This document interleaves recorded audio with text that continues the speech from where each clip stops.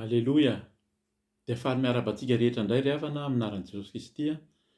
Tafahoana amin'izao amin'ny alalan'ny vidéo ho ampitombona amintsika mandrakariva ny fiadanana sy ny fahasoavana avy amin'Andriamanitra iray sy Jesosy Kristy ary ny firaisana amin'ny fanahy-masina. Dia hiary hivavaka isika alohan'ny fampizarantsika ny lohateny na ny tenin'Andriamanitra izay omeny antsika androany. Fa tenenina sady zany ny tenin'Andriamanitra izay hoentsika mivavaka sy ny famparezana hoentsika zany dia mitondra ny lohateny hoe tsy misy fetra ny herin'ny fanahy-masina. Tsy misy fetra ny herin'ny fanahy-masina na hoe tsy azo ferana io fanahy-masina io amin'ny heriny. Tsy azontsika ferana zany ny herin'ny fanahy-masina amin'ny fahefany, amin'ny fombany, amin'ny fiasany fa manana ny fombany, fahefany sy ny heriny izy tsy takatry n'izay tsika hivavaka tsika tompoko. Ry Andriamanitra iray, ry Jesosy Kristy Tompo fanahy-masina, idera mankalaza amin'ny voninahitra anao indray izay tafahoana aminao ankehitriny amin'izao vidéo izao. Ianao ilay tompon'ny tompo sy mpanjakan'ny mpanjaka, ianao ilay tompon'ny fahefana rehetra hatrany an-danitra ka hatrety an-tany, ianao no antsonay. Ianao tokoa ilay tsy miova hatramin'ny taloha ankehitriny ary mandrakizay. Ianao no ivavahanay, ianao no tomponay, ianao no resahanay eto. Ry Andriamanitra, nanolotra ny zanakao lahy tokana Jesosy Kristy ho famonjena, ho fanavotana. Eny ianao ilay nandresy ny fahafatesana, ianao ilay nitsangana tamin'ny maty, ary ianao tokoa ilay maniraka ny fainao masina ho amin'ny olona tsiraray avy izay nandray anao, nanolo-tena ho anao, mibebaka teo anatrehanao. Ka dia misaotra indrindra Tompo amin'ny fanahy masina izay omenao sady manazava, manambara ny sitraponao. Ary fanahy masina, ianao no hiteny, oka tsisy ambara fa tsy ny sitraponao, oka tsisy hoeninay koa fa tsy ny feonao. Amin'ny anaranao Jesosy Kristy naovana izany vavaka izany. Aleloia, amen. Dia misaotra ny tompontsika amin'izao fotoana izao afaka mifampizara ny tenin'Andriamanitra zany arak'izay lohateny izay dia hoe tsy misy fetra ny herin'ny fanahy masina. Ny tenin'Andriamanitra izay andraisantsika hifampizarantsika ny amin'izany sady dia ao amin'ny Asan'ny Apôstôly toko voalohany andininy fahavalo. Ny Asan'ny Apôstôly toko voalohany andininy fahavalo zany izay mivaky toy izao amin'ny anaran'i Jesosy: fa azo hery ianareo amin'ny ahatongavan'ny fanahy masina aminareo ka ho vavolombeloko any Jerosalema sy manerana any Jodia sy Samaria ary hatrany amin'ny faran'ny tany. Averiko indray amin'ny anaran'i Jesosy: fa azo hery ianareo amin'ny ahatongavan'ny fanahy masina aminareo ka ho vavolombeloko any Jerosalema sy manerana any Jodia sy Samaria ary hatramin'ny faran'ny tany. Dia arak'izay zany dia misy teny eto hoe azo hery ianareo. Inona moa ilay hery io? Dia hery izay avy amin'Andriamanitra io. Io Andriamanitra io io ilay Andriamanitra Abrahama, Isaka sy Jakoba. Raha hitantsika ny tantara rehetra any amin'ny boky manambara ny fiainan'ny zanak'Israely, efa misy fampianarana marony amin'izany, dia ny taranak'i Jakoba. Izay Jakoba avy amin'ny Isaka sy Abrahama ihany, izay nofidian'Andriamanitra ireo. Fa misy herin'Andriamanitra tsy takatry ny saina nasehon'Andriamanitra amin'ireo zanak'Israely ireo. Ny tena nahitana azy misy mihitsy ary dia tamin'ny nisehon'Andriamanitra tamin'i Mosesy zany namohan'Andriamanitra ny zanak'Israely tao amin'ny tany Ezipta. Azontsika vakiana tsara ny Baiboly na betsaka ny fampianarana nefa mizara izany. Fa misy hery ao amin'io Andriamanitra io izay nahary ny lanitra sy ny tany, ny fahefana ozy izy nambomba ny tany, nambomba ny izao rehetra izao, nahafahany nahary izao rehetra izao. Tamin'ny teniny, ny teniny dia Andriamanitra ihany, ny teniny dia ny zanany Jesosy Kristy, ary ny teniny dia ny fanahy masina izay omeny eto ilay hery. Io zany tsy ilay hery amin'ny teny frantsay ilay hoe force fotsiny, fa puissance mihitsy ozy izy. Ny fiteny rehefa mandika anazy zany amin'ny teny frantsay dia misy puissance. Dia io tena fahefana ngeza be zany, tsy takatry ny saina, izay mihoatra noho izay eritreretintsika araka ny teny teo zany hoe tsy misy fetra io. Ny herin'ny fanahy masina io ary tsy voafetrantsika io, fa manana ny fomba sy ny fanaony fiasany izay tsy takatry ny saina. Dia hoe ahazo hery ianareo izy amin'ny ahatonga ny fanahy masina aminareo. Izay zany rehefa tonga ny fanahy masina raha ny tena marina, izay vao tena ahazo hery ny kristianina na ny olona izay manara-dia an'i Jesosy. Ary naseho an'izany tamin'ireto mpianatra reto. Tamin'ny mbola tsy tonga ny fanahy masina dia natahotra ny mpianatra rehefa lasa Jesosy niafina. Fa rehefa nandray ny fanahy masina ireo dia nasany joro. Ireo mpianatra ireo nijoro mihitsy teo anoloan'ny olona fa ilay Jesosy Kristy izay nomboanareo tamin'ny hazo fijaliana iny dia nitsangana tamin'ny maty ary iny ilay Kristy, iny ilay Mesia izay efa notenenin'ny tenin'Andriamanitra. Dia inona no teneniny rehefa mahazo an'ilay fanahy masina ianao ka nahazo hery, dia inona ny vokany? Dia ho vavolombeloko hatrany amin'ny faran'ny tany. Vavolombelona, ny vavolombelona dia olona natsoina hijoro eo anatrehan'ny fitsarana manambara ny marina. Ary ny tenin'ny vavolombelona izay marina no anamelohana na anafahana ny olona izay hivelona fameloka na hotsaraina. Ka antsika zany rehefa nandray ny fanahy masina, vavolombelon'i Jesosy dia hijoro anambara ny fahamarinana netrin'i Jesosy, ny fahamarinana hiala amin'ny fahalotoana sy ny faharatsiana rehetra, hiaina amin'ny fahamasinana. Ka ny teny ambarantsika no hitsarana na namelohana ny olona na hanafahana azy koa. Ka dia tsika zany azo an'izay hery izay hijoro vavolombelona, tokony fantatry ny olona fa ho avy ny fitsarana. Ho avy ny fitsarana amin'izao andro farany. Amin'izao andro farany izao dia efa miomana ny tompo, efa miteny ho avy izy hitsara araka ny asa izay ataony amin'ny olona rehetra ihany. Ka tsika tsiray avy izao no hijoro vavolombelona hanambara an'ilay fahamarinan'i Jesosy Kristy dia ho afaka amin'izany fitsarana zany, na tsika zany, na tsika izay nandray an'ny tompo, na ny olona izay maheno anjarany tsirairay avy no manaiky na tsy manaiky zany.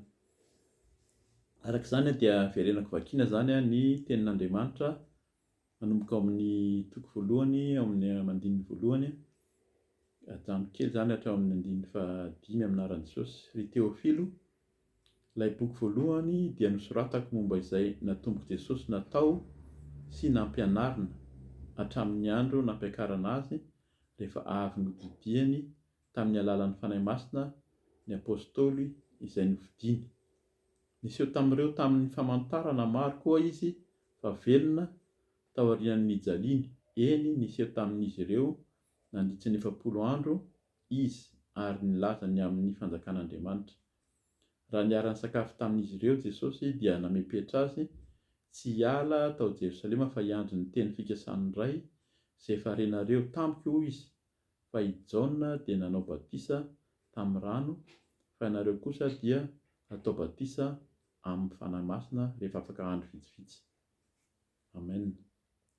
Eto zany dia manamafy mihitsy fa ilay Jesosy dia nandresy ny fahafatesana ary nitsangana dia niara-belona, nahitana azy velona mihitsy ireo mpianatra ireo. Hitany nofo mihitsy nitsapain'izareo tanana ary niara-nisakafo taminy mihitsy. Arak'izay teny teto hoe rehefa niara-nisakafo ny dikan'izany misy olona miteny hoe nitsangana tamin'ny maty Jesosy rehefa nomboana dia lasa fantôme na hoe lasa aloka fotsiny. Fa tena hoe niara-nisakafo taminy tena hitan'izareo tariny mihitsy hoe velona io Jesosy Kristy io. Dia niteny taminy fa i Jaona nanao batisa tamin'ny rano. Eto zany dia mila mampieritreritra antsika koa fa misy olona ary maro ny kristianina izay atao batisa amin'ny rano kely indrindra satria misy manao batisa amin'ny rano na mbola tsy mibebaka ilay olona.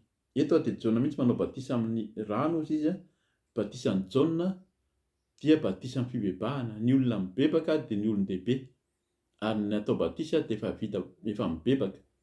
Tsy hoe olona nianatra, ny olona niofana, izay nefa niofana enim-bolana, 2 taona, 2 volana nanao cours accéléré, fa tena olona mibebaka miaiky ny fahotany, niala amin'ny fahotany ny faharatsiany, niala tamin'ny fahalitony rehetra dia mibebaka dia natao batisa amin'ny rano be tahaka natao tamin'i Jesosy dia izay natao hoe batisa, mbola batisa ny rano ary izany. Fa ianareo kosa dia atao batisa amin'ny fanahy masina. Eo zany rehefa nandray an'i Jesosy dia hitantsika mihitsy fa atao batisa amin'ny fanahy masina, io no mety hoe mambara ankehitriny. Io ilay tsy misy fetra ny herin'ny fanahy masina.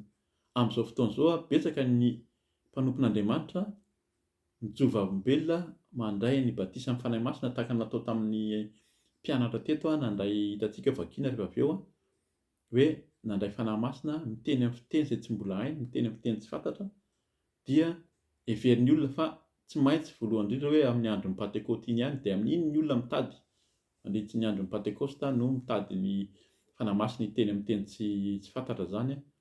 Izay ny anankiray dia hoe amin'izao fotoana izao raha misy olona miteny amin'ny teny tsy fantatra eo amin'ny fiangonana izay mahazo ny batisa amin'ny fanahy masina dia azafady sotro rano kely ahako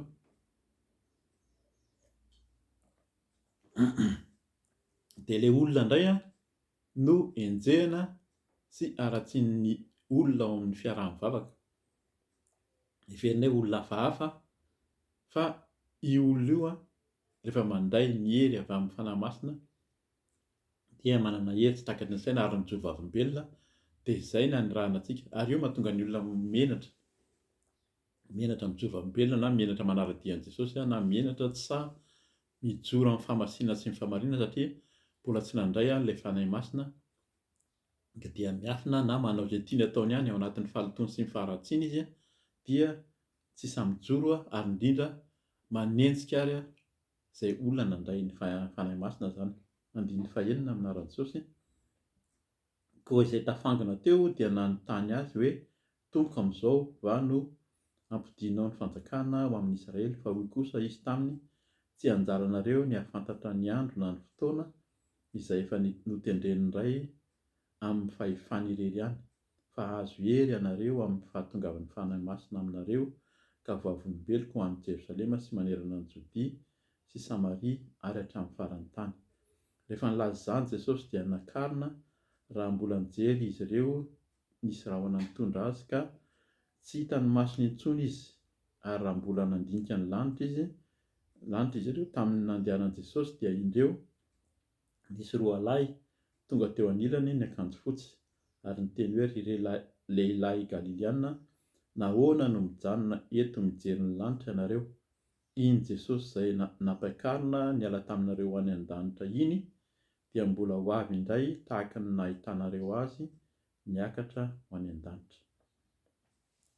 Izay zany fantatsika hoe azo hery amin'ny ahatongavan'ny fanahy masina fa fampatsiahivana fohy eto hoe ilay Jesosy izay niakatra ary nanome ny fanahy masina dia mbola ho avy indray. Ho avy Jesosy dia hitsara ny olona fa andrarantsika no mijoro vavolombelona. Rehefa nandray ny fanahy masina isika dia sahia mijoro vavolombelona ary raha matoa tsy samy mijoro vavolombelona dia mieritrereta fa mbola tsy nandray ny fanahy masina ihany koa ka dia ho avy Jesosy dia isika no hanambara ny olona ary tonga izy ho avy amin'ny fitsarana sy amin'ny fahalehibiazany handray izay azo izy fa hajanontsika eto izany manomboka eo ny amin'ny tapany amin'ny asan'ny apôstôly iny. Tonga dia dingantsika ny amin'ny asan'ny apôstôly amin'ny hoe nirotsahan'ny fanahy masina. Mety tsy hazavaintsika ela izy io fa ho vakiana fotsiny ny asan'ny apôstôly toko faharoa ny andininy asan'ny apôstôly toko faharoa ny andininy voalohany ka hatramin'ny fahaefatra ihany vakiako amin'ny anaran'i Jesosy. Ary noho ny tonga ny andro Pentecoste dia teo amin'ny toerana iray izy rehetra ary nisy feo tonga tampoka avy tany an-danitra toy ny rivotra mahery mifofofofo ka nanendrika ilay trano niangonany, ary nisy lehilahy maro mitarehina-afo niseho taminy izay nizarazara ary nipetraka tamin'izy rehetra isan'olona, dia samy feno ny fanahy masina izy rehetra ka niteny tamin'ny fiteny maro samihafa araka ny nampitenenan'ny fanahy masina azy. Zay zany aza gaga isika, aza gaga ianao ho avy ny fotoana raha mbola tsy naheno ianao dia ahita na isika tsirairay avy rehefa mibebaka sy mandray an'ny tompo dia ho avy ny fanahy masina hirotsaka amintsika tsirairay avy hitenenantsika amin'ny fiteny izay ampitenenan'ny fanahy masina amintsika tsirairay avy. Ary io fanahy masina io dia miendrika hafa ozy izy. Misy tenin'Andriamanitra fa ny tenin'Andriamanitra dia afo mandoro. Tena mandoro na isika izay mandray azy dia hovainy tena dorany ary ny olona izay mihaona aminy koa, izay mifanena amin'io fanahy masina io dia ho may ozy izy ary hovainy tahaka ny fandorana ny volamena, esorony izay ratsy rehetra fa ho apetrany ny fahatsarana, ny fahamasinana amin'ny ahatongavan'ny fanahy masina amintsika tsirairay avy. Tonga dia hamaky ny asan'ny apôstôly ahako. Ny asan'ny apôstôly 20 ny andininy 1 ka hatramin'ny 10 amin'ny anaran'i Jesosy.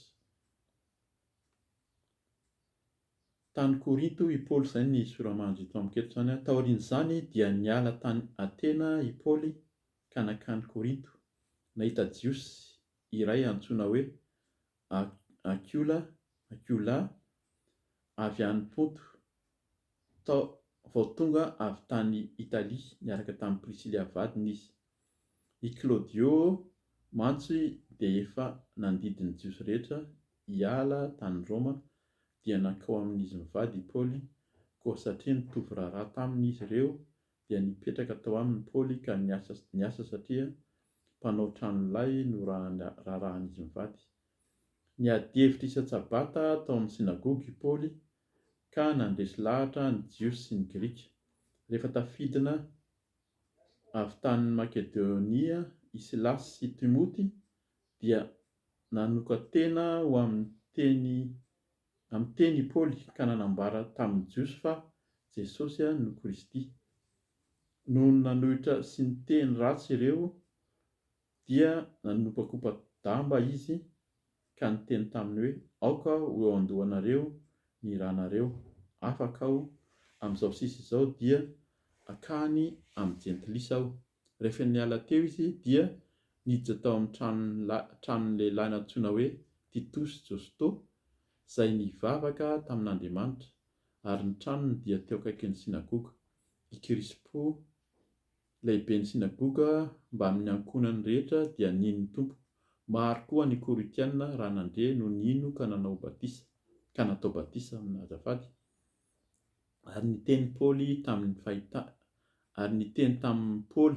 fahitana ny tompo noho ny alina hoe aza matahotra fa mitenena ihany ka aza mangina, fa izao ombanao ary tsy hisy olona hiazona anao hanisy ratsy anao, fa manana olona maro amin'ity tanàna ity aho.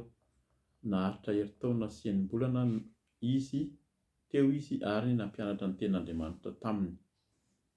Zay zany i Paoly. Rehefa fantatsika ny tantaran'i Paoly fa fanena tamin'i Jesosy teo amin'ny lalan'i Damaskosy dia nandray an'i Jesosy, natao batisa tamin'ny rano, nibebaka dia nanomboka nanolo-tena nitory, lasa nijoro vavolombelona. Zay ilay hoe nandray ny fanahy masina dia nijoro vavolombelona hatramin'ity fotoana ity zany dia lasa tany Korinto izy ary nilaza ny sitrapon'Andriamanitra tamin'ny olona rehetra sy nitety tany maro. Fantatsika izany tsy handeha lavitra any amin'izay tsika fa anjarantsika mamaky izany ny amin'ny hoe asan'ny apôstôly koa. Ary eto dia tonga ny tenin'ny tompo. Eto zany dia misy amintsika izay maheno amin'izao tenin'Andriamanitra izao dia amin'ny tenin'ny tompo. Rehefa maniraka antsika ho vavolombelona amin'ny anindranana antsika teo izy hoe 9:9 amin'ny anaran'i Jesosy. Aza matahotra fa mitenena ihany ka aza mangina, fa izao momba anao ary tsisy olona hiazona anao hanisy ratsy anao, fa manana olona maro amin'ity tanàna ity aho.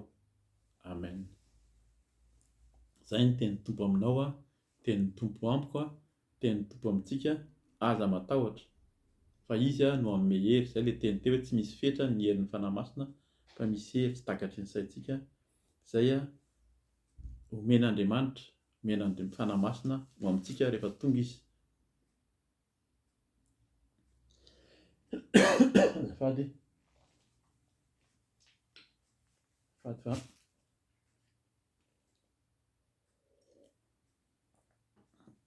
somary migoaka kely. Tonga dia toizako eo amin'ny 420 ka hatramin'ny 20 ny amin'ny asan'ny apôstôly toko 20 zany ny amin'ny ahafantarantsika ny herin'ny fanahy masina io koa amin'ny anaran'i Jesosy. Tonga tany Efesosy ny jiosy iray antsoina hoe Apôlôsy, izay avy any Aleksandria, lehilahy mahay nahay nandahan-teny sady tena ny mahay ny soratra masina. Izany lehilahy izany dia efa nampianarina ny lalàn'ny Tompo ary nafanafoka ny teny sy nampianatra marina ny amin'i Jesosy izy, saingy ny batisan'i Jaona ihany no fantany. Nanomboka niteny tamin'ny fahasahiana teo amin'ny sinagoga izy, koa rehefa nandeha azy Prisila sy Akiola dia nandray azy akao aminy ka nampianatra azy marimarina koa ny amin'ny lalàn'Andriamanitra. Naniry handroso akany amin'ny Akaia izy ka nampirisika azy ny rahalahy sady nanoratra taratasy ho any amin'ny mpianatra mba handray azy tsara. Ary rehefa tonga tany izy dia nanampy bebe kokoa, be dia be ireo izay efa nino noho ny fahasoavana, fa izy dia nahery nandresy lahatra ny jiosy teo mason'ny olona sy naneho marimarina tamin'ny alalan'ny soratra masina fa Jesosy no Kristy. Eto izany dia endrika anankiray asehon'ny tenin'Andriamanitra eto hoe misy mafana fo alalan'ny tenin'Andriamanitra amin'ny fahalalana sy tena mijoro, fa tafajanona eo amin'ny batisan'ny rano, izay batisan'i Jaona hozy izy, saingy batisan'i Jaona ihany hozy izy ny fantany. Eto izany maro amin'ny kristianina ankehitriny no mbola tafajanona amin'izay batisan'i Jaona amin'ny rano. N'ankabeazany ary tsy mijanona amin'ilay batisan'i Jaona akory fa batisan'ny zaza. Jesosy rehefa niteny hoe mety mankaty amiko ny zaza dia niraisiny dia nametrahany tanany ny vavahany, fa tsy natao mibatisa. Dia hoe natao batisa tamin'ny rano kely sa natao batisa fa tena olon-dehibe resy lahatra no natao batisa. Eto ilay olona nafana fo ary dia batisan'i Jaona, efa mibebaka izy ary nafana fo ny teny tory an'i Jesosy Kristy fa tsy mbola nandray ny fanahy masina. Dia ho raisintsika tonga dia toizantsika amin'ny ino izy teo amin'ny asan'ny apôstôly toko 7 ny andininy 1 ka hatramin'ny 7 vakina amin'ny anaran'i Jesosy. Ary raha mbola tany Korinto Apôlôsy dia nitety ny faritany ambony kosa i Paoly ka tonga tany Efesosy. Nahita mpianatra sasany teo izy ka niteny tamin'izy ireo hoe efa noraisinareo va ny fanahy masina fony vao nino ianareo? Fa hoy ireo taminy, tsy mbola renay akory ny amin'izany fanahy masina izany. Dia hoy Paoly, ho amin'inona ary nanaovana batisa anareo? Dia hoy ireo, ho amin'ny batisan'i Jaona. Fa hoy Paoly, i Jaona dia nanao batisan'ny fibebahana ka nilaza tamin'ny olona ino izay ho avy manaraka azy, dia Jesosy. Rehefa nare izany ireo dia natao batisa ho amin'ny anaran'i Jesosy Tompo. Rehefa nametrahan'i Paoly tanana izy dia tonga taminy ny fanahy masina ary niteny tamin'ny fiteny tsy fantatra izy sady naminany. Ary tokony 12 lahy no isan'izy ireo. Izany tenin'Andriamanitra izany teny izany dia mahazava mihitsy, zavatra tantaraina matoa ny soratany eto dia tena zavatra nisy. Araka ilay resaka nifandraisantsika teo izany dia betsaka ny vita batisa amin'ny Jaona. Na dia efa nandray an'ny Tompo antsika Tompo sy mpamonjy dia natao batisa amin'ny Jaona izany efa mibebaka, natao batisa amin'ny ranobe araka ilay teny teto. Ny batisa amin'ny zaza moa izany dia efa ho sarotra ny ady hevitra amintsika sy hanazava an'izay, mety ho lava, misy olona betsaka ny tsy manaiky. Izay dia tao anatin'izany na ny tenako ary dia tao anatin'izany endrika fanompony izany. Fa rehefa mazava mamaky ny tenin'Andriamanitra ianao dia fantatrao fa tsy araka ny sitrapon'Andriamanitra zany na dia betsaka ary ny manazava. Betsaka ny manazava tahaka ny Apôlôsy eto. Mahafantatra tenin'Andriamanitra dia manazava tsy mety zany. Zay fa natao batisa tamin'ny mbola kely, aza atao batisa fanoloana indray zay fa ny batisa zany efa tsy atao intsony zany. Fa eto raha tena mamaky ny tenin'Andriamanitra isika dia na ny olona efa natao batisa fibebahana efa lehibe ary dia mbola tsy nandray ny fanahy masina ny dika zany fa ny olona rehefa lehibe mibebaka dia matao batisa ary ny batisa ny fanahy masina dia mbola hafa ihany koa zay angatahantsika. Zay ilay hoe miditra ao anatin'ny fahamasinana sy ny fahamarinana. Mety atao vita batisa amin'ny fibebahana ianao atao batisa amin'ny rano fa ny fiainanao tohizanao ihany na tsy mijoro vavolombelona arak'ilay teny teo. Tsy miasa, tsy manao ny asan'ny tompo ary manao fiainana tsy araka ny sitrapon'Andriamanitra dia tokony hieritseritsika fa mbola tsy nandray tokoa ilay batisa ny fanahy masina. Ahoana moa no nahafantarana hoe nandray ny batisa ny fanahy masina? Araka ny teny teo zany dia fa izy ireo na hery nandresy lahatra ny Jiosy, azafady andraso fa eo ambony kely, ary rehefa tonga tany izy dia nanampy ny teny bebe ireo ary nino ny fahasoavana fa izy, andraso azafady, asan'ny apôstôly toko faha 9.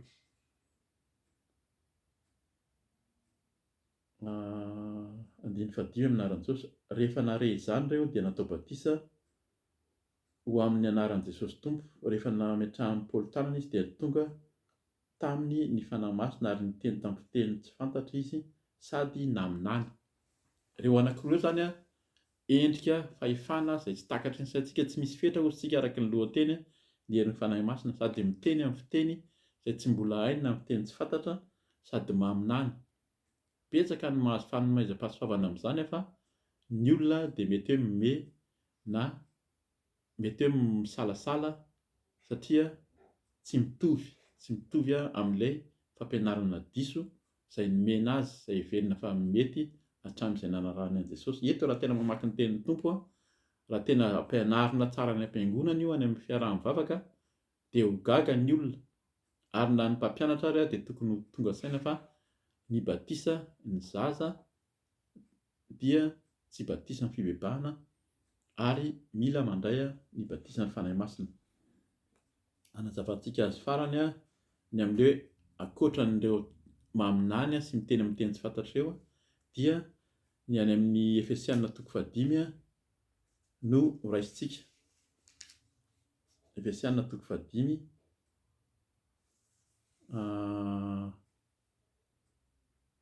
9:20 ihany aloha vakiantsika dia avy eo iverinantsika vakiana ny eo ambony eo, ahafantarantsika hoe inona koa ny vokatry ny fandraisana ny fanahy masina. Anaran'i Jesosy 9:20, aza homamo divay ianareo fa misy fanaranam-po amin'ny ratsy izany, aoka ianareo ho feno ny fanahy. Aoka ianareo ho feno ny fanahy. Dia inona no resahana hoe rehefa feno ny fanahy? Mifampiresah amin'ny salamo sy ny hira ary ny tonon-kiram-panahy dia mihira sy mikaloha ao am-ponareo an'ny Tompo. Misaora mandrakariva an'Andriamanitra Ray noho ny zavatra rehetra amin'ny anaran'i Jesosy Kristy Tompontsika. Eto Paoly zany nefa namangy any Efesosy indray teto dia nanambara ny hoe tokony ho feno ny fanahy, feno ny fanahy masina. Dia inona ny teniny eo raha mamaky zany tsika aorianan'io ny amin'ny hoe fahafenoan'ny fanahy masina dia ny teny Paoly hoe ahoana no mety hoe endriky ny fiainantsika amin'ny mampivady, hoe ny lehilahy, vehivavy hanaiky ny vadiny, ny lehilahy tokony ho tia ny vadiny, dia tohizan'ny ery ambanimbany ery hatrany amin'ny toko 9 ny eo amin'ny hatrehan'ny ray aman-dreny sy ny zanaka, hoe ny ray aman-dreny tokony tsy teny mafy, manana fiteny miendrika, ny zanaka tokony hanaja ny ray aman-dreny, eo amin'ny mpanohy sy ny tompo sy ny mpiasa sy ny mpampiasa zany tokony hifanaja, na mpiasa koa indrindra na dia velona fa ratsy ary matetika mpiasa rehefa manam-bola ny olona, zavatra misy foana zany dia manao tsinontsinona fa rehefa manana ny tompontsika, manana ny fanahy masina dia manaja ny asantsika, tsy manaraka olona, tsy ilay olona no hajainao, tsy ilay mpampiasa no hajainao fa ny asanao izay nomen'ny tompo, izay no hajaina, dia eo akaiky eo ary dia mandray ny fiadiana izay nomen'Andriamanitra rehefa manana ilay fanahy-masina. Hovakiako ny Efesianina 5:1-2 ka ajanoko amin'ilay raisitsika teo zany toko 20 aminaran'i Jesosy. Koa aoka hanahaka an'Andriamanitra ianareo tahaka ny zanaka malala ary mandehana amin'ny fitiavana toy ny tiavan'i Kristy anareo ka nanolora ny tenany ho an'Andriamanitra ho fanatitra sy ho fanavotana ary ho anitra ankasitrahana. Fa ny fijangajangana sy ny fahalotoana rehetra na ny fitiavam-bola dia aza vela ho tononona eo aminareo akory, fa tsy mamendrika ny olona masina, na fahavetavetana na resaka adaladala na teniteny foana, samy tsy tokony atao fa leo teny fisaorana. Aoka ho fantatrareo mihitsy fa samy tsy manana lova eo amin'ny fanjakan'i Kristy sy Andriamanitra na ny mpijangajanga rehetra na ny olom-betaveta na ny olona tia vola, fa fanompoan-tsampy izany. Aza mety fitahan'ny olona amin'ny teny foana ianareo, fa izany zavatra izany no mahatonga ny fahatezerin'Andriamanitra amin'ny olona tsy mankatoa. Aza mety ho mpiombona amin'ny ambiny ianareo, fa maizina ianareo fahiny, nefa efa mazava ao amin'ny tombo kosa ankehitriny, mandehana tahaka ny zanaky ny mazava, satria ny vokatry ny mazava dia ao amin'ny fahatsaram-panahy rehetra sy ny fahamarinana ary ny fahitsiana. Fa taro izay ankasitrahan'ny tompo, ary aza miombona amin'ny asan'ny maizina tsy mahavokatsoa, fa leo mampafantatra izany izay ataony ao amin'ny miafina mantsy dia mahamenatra na dia ny milaza azy ihany aza, fa ny zavatra rehetra rehefa ampifantarina dia asehony amin'ny mazava, fa na inona aseho dia mazava. Koa izany no ilazany hoe misy ho azy ianao izay matory ary mitsangana amin'ny maty dia ampahazavanao Kristy. Koa tandemy tsara izay fitondrantenanareo mba tsy ho tahaka ny adala fa tahaka ny endry, ary araoty ny fotoana azo anaovan-tsoa fa ratsy izao andro izao. Ary noho izany dia aza miadaladala fa fantaro izay sitrapon'ny tompo. Aza homamy divay ianareo fa misy fanaranam-po amin'ny ratsy izany. Aoka ho feno ny fanahy, mifampiresaha amin'ny salamo sy ny hira ary ny tononkira-panahy dia mihira sy mikaloha oam-ponareo ho an'ny tompo. Misaora mandrakariva an'Andriamanitra ray noho ny zavatra rehetra amin'ny anaran'i Jesosy Kristy tompontsika. Aleloia, amen. Dia izay ny fizarana ny teny sy ny famparezana amintsika ho antsika androany. Ny tompo hanova antsika, engany tsy tahaka ny fahazarana izay misy ankehitriny hita izany, tsy mamenatra amin'ny teny an'izany rehefa andro Pasika na andro Pentekote dia izay ny olona no miezaka sy mitady handray ny fanahy masina, fa amin'ny fiainantsika isan'andro dia raiso ny fanahy masina, atao batisa amin'ny fibebahana ianao dia mandray koa ny batisa amin'ny fanahy masina, dia ho hitanao ny voninahitr'Andriamanitra fa hijoro vavolombelona sy hampafantatra amin'ny marina sy ny fahatsarana, ny fahitsiana, ny fahamasina sy ny fahamarinana antsika amin'ny olombelona rehetra hatrany amin'ny faran'ny tany hoy izy araka ny tenin'Andriamanitra. Dia misaotra ny tompontsika miteny amintsika mandrakariva, voninahitra ho an'Andriamanitra irery ihany, dia manao veloma anao aminaran'i Jesosy mbola mihaona eto ihany raha mbola tsy tonga ny tompo. Veloma tompoko, aleloia, amen.